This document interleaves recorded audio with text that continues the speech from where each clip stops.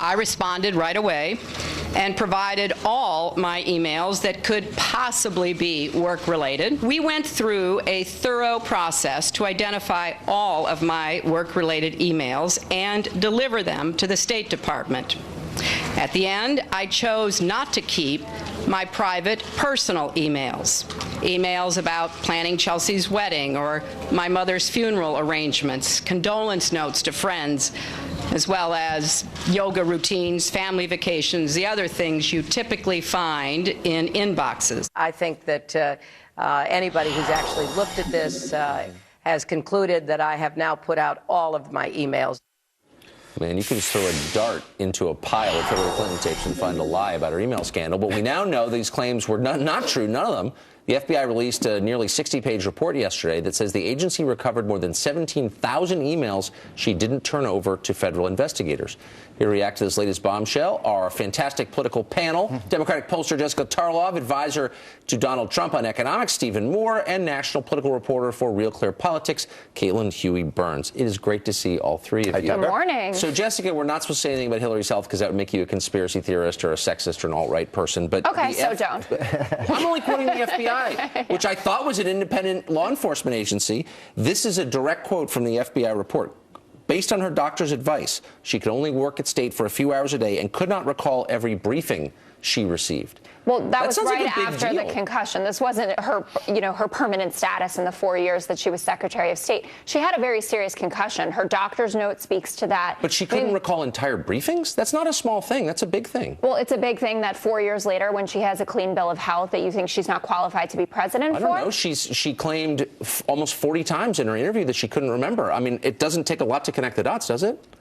Well, apparently for me, but it might just be my weak liberal mind. No, I'm serious. I don't think that Hillary Clinton has a serious health issue. I think if you looked at her doctor's note, and you certainly looked at Donald Trump's doctor's note, which was put together in 5 minutes as the guy was running into a limo, that you see a stark contrast there. I think that this report is, I don't want to say damning, but we are reliving now James Comey's 15-minute indictment and non-indictment of Hillary Clinton, and I think that this will hurt her. But her health is not something I'm worried about. I wonder why. If I couldn't remember 40 times in a conversation with anybody, I'd be really worried, wouldn't you? Yeah. Look, I don't know if she has a health problem. Probably she doesn't. But she's got a trustworthy problem. And you think she's lying when she says she doesn't remember? I'm with most of the American people. I mean, if you look at the latest Fox News poll, over 2/3 of Americans do not think Hillary is trustworthy. Right. And how do you regain someone's trust? And by the way, this is a drip, drip, drip. Every day the news comes out, whether it's on Benghazi, whether it's the Clinton Foundation, whether it's this new email scandal.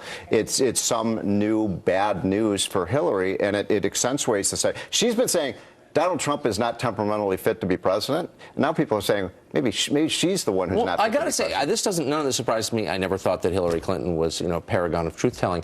I did kind of believe the FBI, though, because I'm an American. I was raised to believe the FBI. Now it seems like they're colluding with her PR team to suppress the information by releasing it right before a holiday weekend. I think that what we saw in this report really colors what we heard from the FBI, which is, she was careless with classified information, and that's wildly apparent in these filings. I think, we're seeing this week her favorability numbers dropping. The bump that she got after the convention has flatlined now, almost rivaling Donald Trump, who's also very unpopular. Yes. So we're looking at two unpopular candidates. Her trustworthy numbers are terrible, but his aren't that far behind. So if you're an American voter looking at both of these things, it's a long election, till election day. And how do you make up your mind? By the way, it's not just trustworthiness; it's also the issue of competence. And in fact, when I talk to my liberal friends, they say, "But she's so competent." Well, if she's so competent, why did she put American national security at risk with just extreme carelessness? Well, and she didn't lock the door of her skiff in her house. She texted Obama on his personal email while abroad from an unsecured PDA. I mean, and there's still no evidence that she was hacked. That. No, I understand. And to Caitlin's there is point, evidence she was hacked. There was a tour. There was a address. Not successfully, though. I mean, not the government actually. Well, as of now, we know that her server was not hacked, and that the government server was. Her aides sent a laptop full of her classified email through the U.S. mail, and it got lost. Like, what the hell is going on? That one didn't get hammered? No, they sent a full laptop full of our entire email archive, and no one knows what happened to it. Extremely careless was obviously a fitting description for what I want. Or crazy, but I don't think that's James Comey's kind of language. I guess not.